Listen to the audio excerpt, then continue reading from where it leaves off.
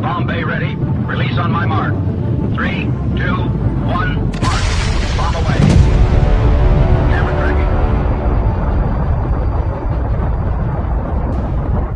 August 6th, 1945, 8:15 in the morning. Hiroshima is already awake. Children are walking to school, workers are beginning their shifts, streetcars are running. By any account from the people who were there, it was a clear, ordinary summer morning. The kind where the sky is bright and still, and there is nothing, not a single visible sign that anything is about to change. 43 seconds after the bomb was released from the Enola Gay at 31,000 feet, it detonated. Not on the ground, in the air, roughly 600 meters above a city of 350,000 people. What happened in the next several seconds is not mythology. It's documented, measured, and studied in more detail than almost any event in the 20th century. And understanding it precisely changes something about how you see the world. The first thing that happened, before any sound, before any wind, before any of the damage most people picture, was light. At the instant of detonation, a fireball formed at the center of the explosion, reaching temperatures over 1 million degrees Celsius. To put that in context, the surface of the sun sits at around 5,500 degrees Celsius. The core of the Hiroshima fireball was roughly 200 times hotter than that. Within 1 second, that fireball expanded to a radius of over 200 meters. The surface temperature directly beneath the blast, a point known as the hypocenter, reached somewhere between 3,000 and 4,000 degrees Celsius. Granite stones on the ground began to blister, roof tiles fused, metal melted and ran like water. The thermal pulse, the burst of radiant heat, traveled outward at the speed of light, 186,000 miles per second. It arrived before the sound, before the shockwave, before anything else. Anyone without shelter between roughly 500 meters and 3.5 kilometers from the hypocenter received severe flash burns in a fraction of a second. The pattern of those burns was sometimes precise enough to leave the imprint of a person's clothing on their skin. Dark fabric absorbing more heat, white fabric reflecting it. People standing near windows caught the flash through the glass.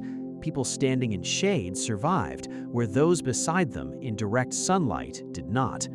At the same time the heat pulse went out, so did gamma radiation, ionizing radiation traveling at the speed of light, invisible, soundless, passing through walls and bodies without distinction.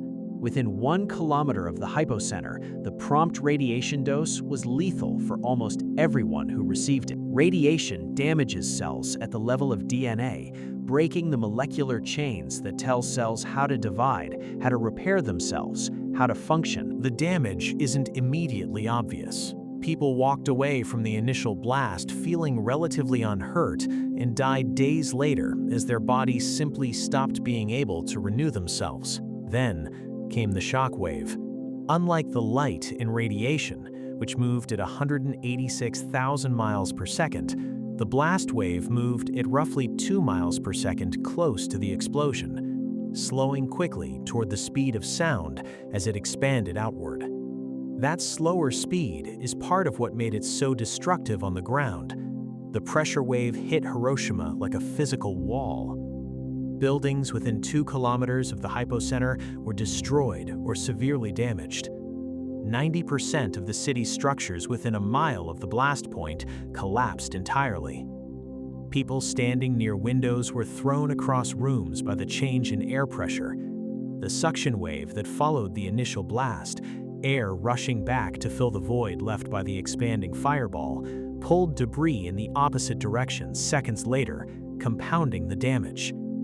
The wind that accompanied the blast peak reached speeds of hundreds of miles per hour near the hypocenter. Farther out, it remained powerful enough to level wooden structures, uproot trees, and strip bark from standing trunks. Survivors described being picked up off the ground. Some were found kilometers from where they had been standing when the bomb went off. Then, the fire started. The thermal pulse had ignited thousands of small fires simultaneously across the city.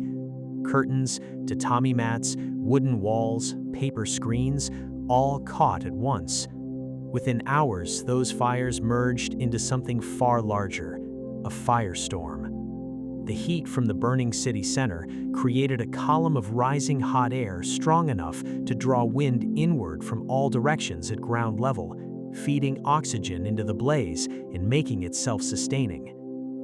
Between roughly 10 in the morning and mid-afternoon, the fire burned through the parts of the city that the blast itself hadn't already destroyed. Within 2 kilometers of the hypocenter, roughly 70% of all buildings were destroyed or damaged.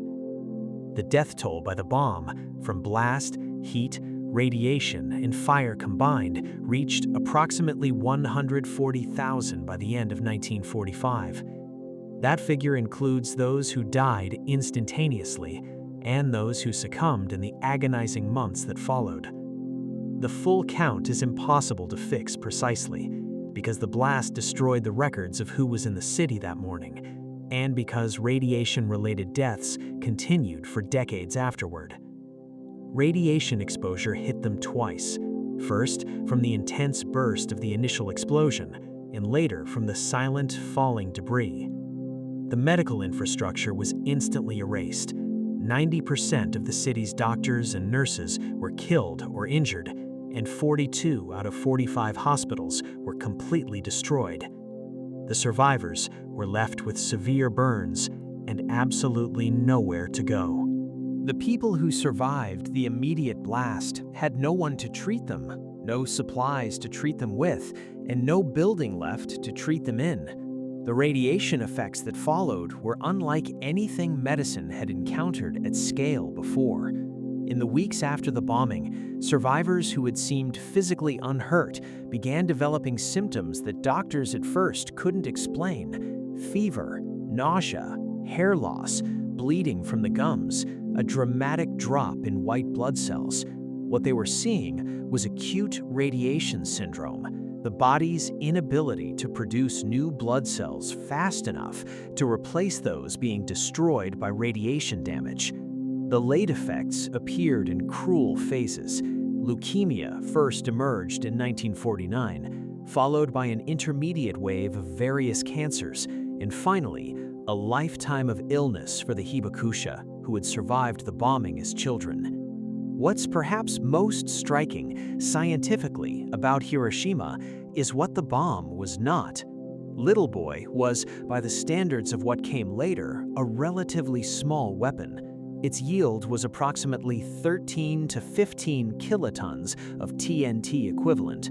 The bombs developed within a decade of Hiroshima were measured in megatons, millions of tons of TNT, making them hundreds of times more powerful than what destroyed an entire city on a clear summer morning in 1945.